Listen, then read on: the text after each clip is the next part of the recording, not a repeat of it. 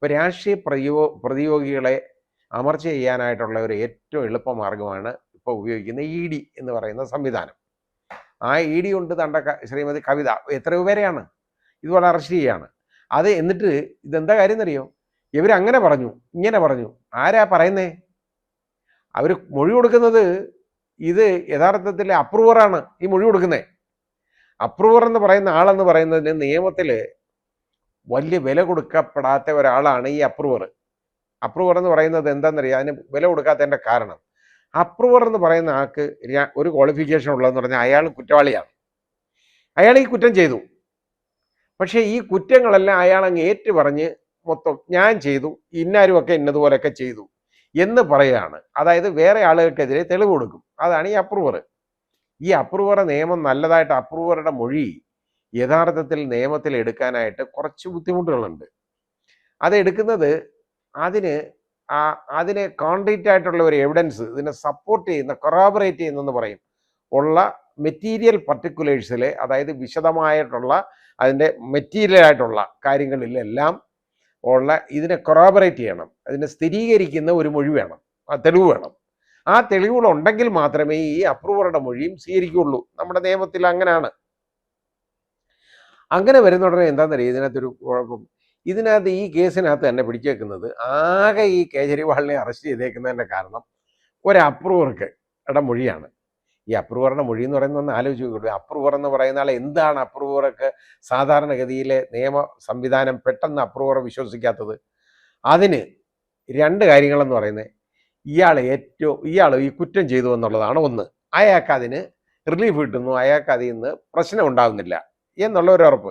രണ്ടാമത്തെ കാര്യം, അയാളുടെ കൂട്ടുകാരെ തള്ളിപ്പറയാണ്.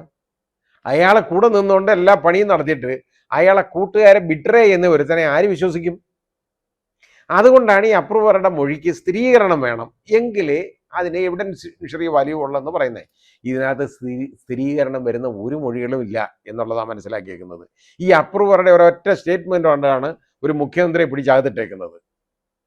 അത് ഇലക്ഷൻ്റെ കാലത്ത് കൊണ്ടുവന്നേക്കുന്നത്, മനഃപൂർവ്വം ചെയ്തേക്കുന്നതാണ്. കാരണം അയാളെ ഒതുക്കാൻ വേറെ മാർഗം നോക്കിയപ്പോൾ ഇല്ല. അയാൾ സംസാരിക്കും, മിടുക്കനാണ്.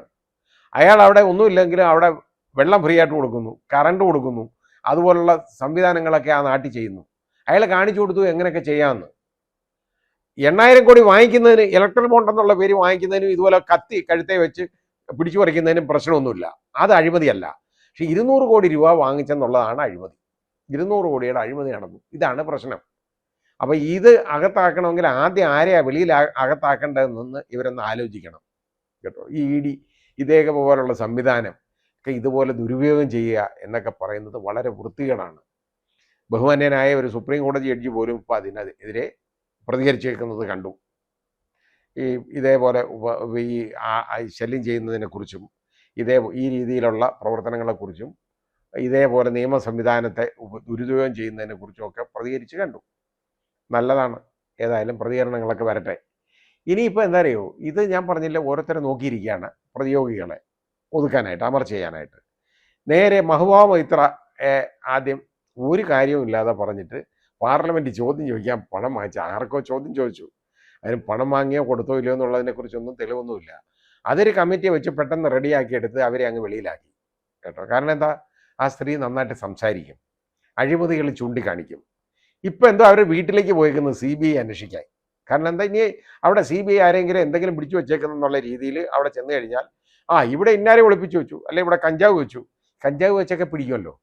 അത് നമ്മുടെ ഈ എക്സൈസുകാരൊക്കെ കഞ്ചാവ് വെച്ച് പിടിപ്പിക്കുന്ന ഒരു ചെറിയ പരിപാടിയുണ്ട് എന്ന് പറഞ്ഞാൽ പോലീസിന് അങ്ങനെ ഒരു ഇടപാടുകളുണ്ട്. അത് ഈ സാധാരണ വെറും ഡൂക്കിലി പോലീസുകാരും എക്സൈസും ഒക്കെ ചെയ്യുന്ന പരിപാടിയാണ്. അത് ഇപ്പം മേലോട്ട് പോകുമ്പോൾ എന്താ, ഇതുപോലെ ED അവിടെ കൊണ്ടുവച്ചു, മറ്റേ തിരിപ്പുണ്ട്, അവിടെ ഇന്നതിരുന്നു, അവിടെ ഇന്നത് പിടിച്ചു എന്നൊക്കെ പറയുകയാണ്. പറഞ്ഞിട്ട് അവരെ ഉപദ്രവിക്കാൻ. എന്തിനാണെന്നറിയോ, പുതിയ പുതിയ കാര്യങ്ങൾ നമ്മൾ കണ്ടുകൊണ്ടിരിക്കുകയാണ് രാഷ്ട്രീയത്തിൽ. ഇങ്ങനെയാണ് ഇപ്പോൾ രാഷ്ട്രീയം എന്ന് പറയുന്നത്. ഇതാണ് രാഷ്ട്രീയം എന്ന് പറയുന്നത്. ഇത് കള്ളന്മാരുടെ ഒരു സംഘമായിട്ട് ഇതെല്ലാം മാറി എന്നുള്ളതാണ്. അത് ഒരു രാഷ്ട്രീയം എന്നല്ല, BJP എന്ന് മാത്രമല്ല ഈ പറയേണ്ടത്.